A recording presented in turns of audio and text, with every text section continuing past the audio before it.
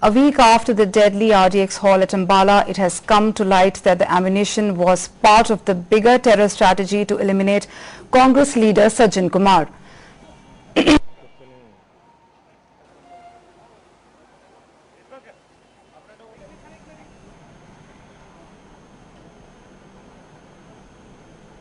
Newspaper reports state that Khalistani militant groups Babbar Khalsa International and Khalistan Tiger Force had planned to kill Sajjan Kumar to avenge the anti-Sikh riots.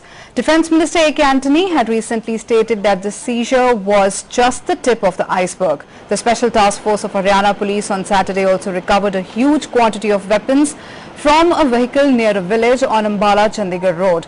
Cops had recovered one 9mm carbine, 4 9mm pistols, 2 country-made pistols, 2 magazines and 50 cartridges of 9mm pistols. With festive season around, intelligence agencies have already pressed panic buttons about possible terror attacks.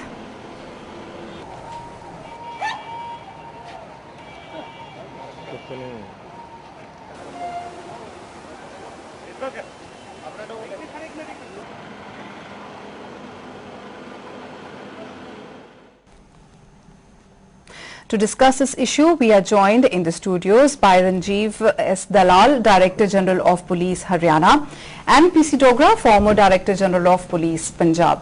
आपका studio में बहुत बहुत स्वागत है। Mister दलाल, मैं आपसे शुरू करना चाहूंगी। पिछले दिनी अंबाला में आरडीएक्स का हाथ लगना और हरियाणा में फायर आर्म्स का हाथ लगना, और वो भी काफी बड़ी मात्रा में, इन ब्रेक थ्रूज ने बड़ी आफत को आगे आने से रोका है या टाला है, ये कह सकते हैं। क्या आपको इसकी जानकारी पहले से थी या ये एक एक्सीडेंटल रिकवरी है जो नॉर्मल जो आप सर्च करते हैं उस दौरान?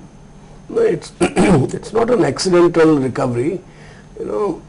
जैसे आरडीएक्स का मामला है, इंटेलिजेंस एजेंसी स्टेट की है, all types of various agencies are involve. काफ़ी लोग होते हैं जो दिन रात काम करते रहते हैं और उनको कई बार ब्रेक थ्रू, बड़ी hard work, it's a hard work, तो बहुत परसिस्टेंट वर्क है एंड उसमें कई बार सफलता मिल जाती है।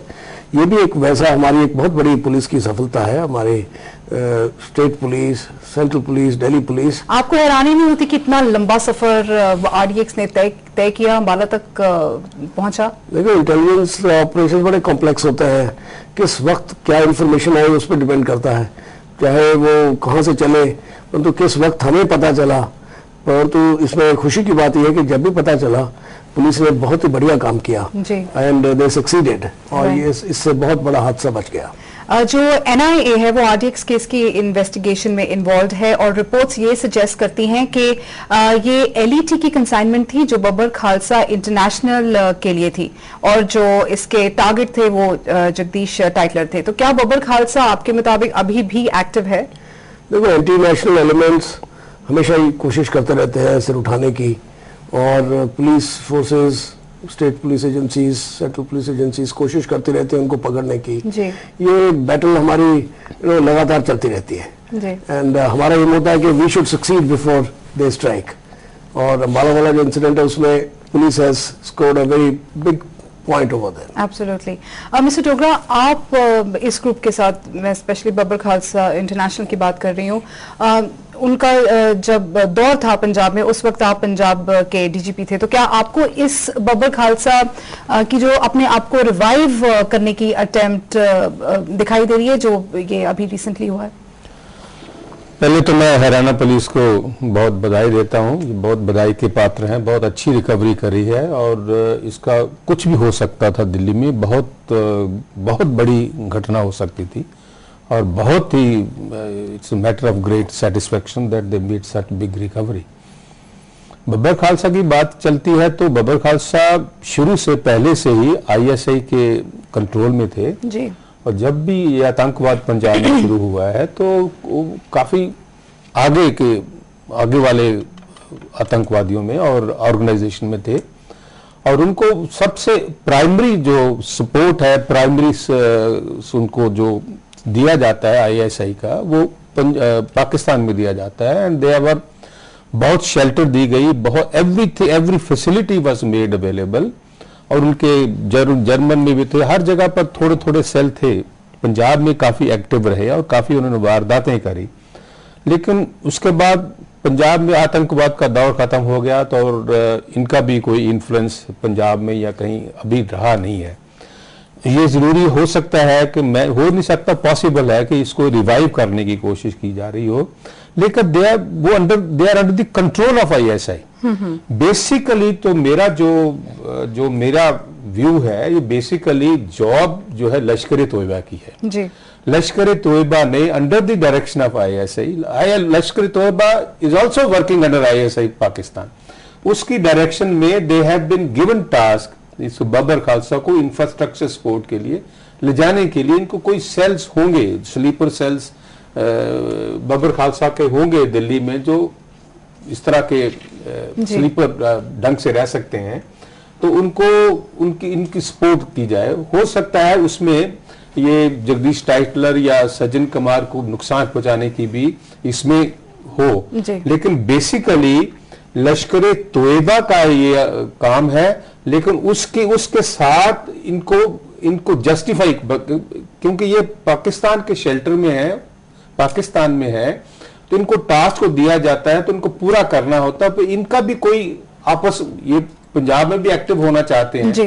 तो उसके दोनों मिलके एक तो उनकी लश्कर तोयबा की सपोर्ट होगी पूरी, उनकी इंफ्रास्ट्रक्चर सपोर्ट जो भी करना चाहते थे, काम तो बेसिकल लश्कर तोयबा का था, और इसके साथ इनके रिवाइवल के भी अटेम्प्ट जो कोशिश है वो भी सर अंजाम देना चाहते थे। ये दोनों साथ साथ होने। मगर जो बबर खालसा है वो आज से अगर 10 साल पहले की बात करें तो वो RDX यूज नहीं करते थे, दे परहैप्स यूज्ड सल्फर।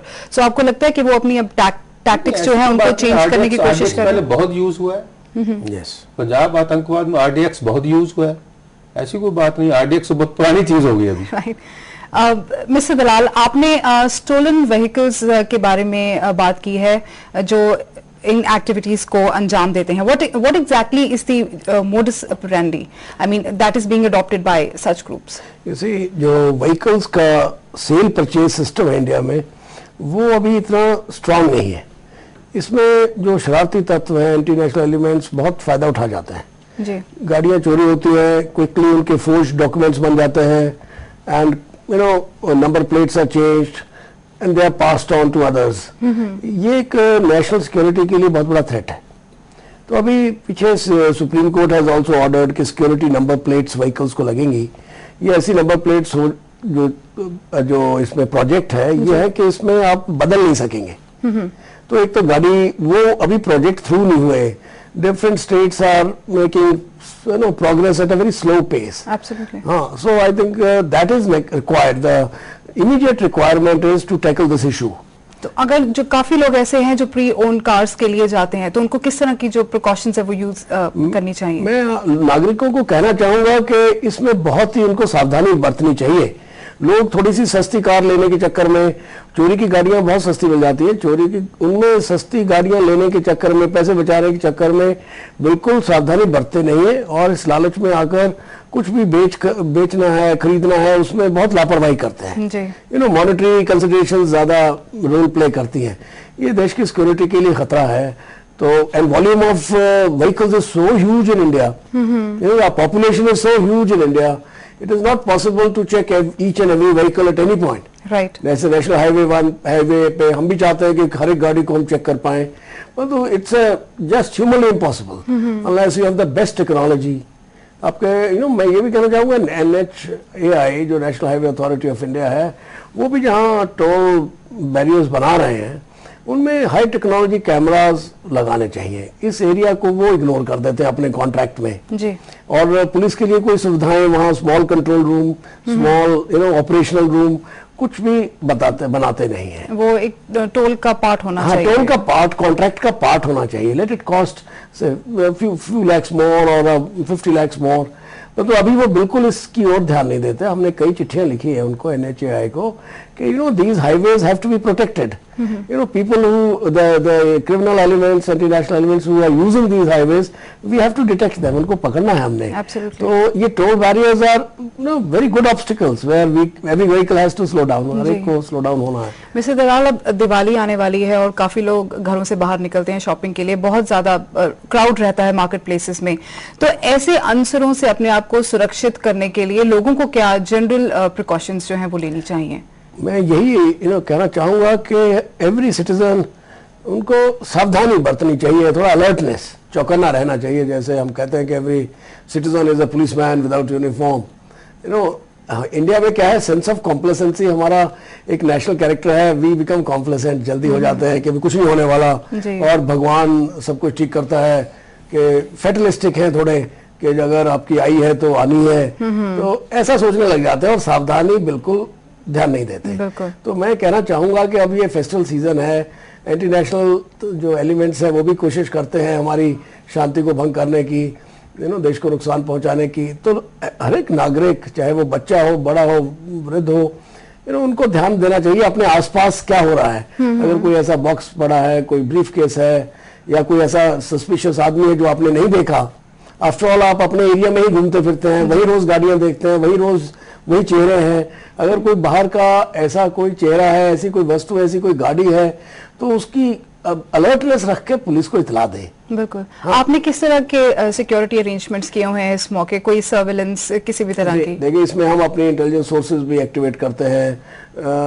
अपने सब जगह जो होटल्स हैं, ठहरने की जगह है, बस स्टैंड, रेलवे स्टेशन भी tighten up security, deployment extra करते हैं, अपने कर्मचारियों की छुट्टियां बंद करते हैं।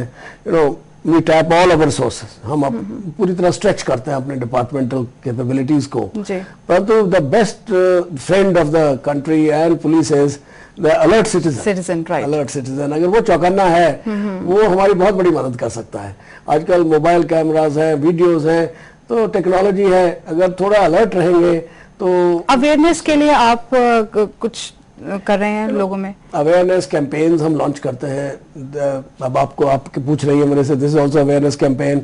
We have leaflets, we give ads to the newspapers, different चौराहों पे हम माइक अपने पब्लिक एड्रेस सिस्टम से भी लोगों को बताते हैं, बस स्टैंड्स पर, मार्केट्स में। और इसके साथ साथ अब हम अपने आप को इलेक्ट्रॉनिकली भी स्ट्रेंथन करने जा रहे हैं। That is the need of the day. Like in European countries, lakhs and lakhs of cameras are there जो वॉच कर रहे हैं। Apart from this, any other kind of technology which you are using?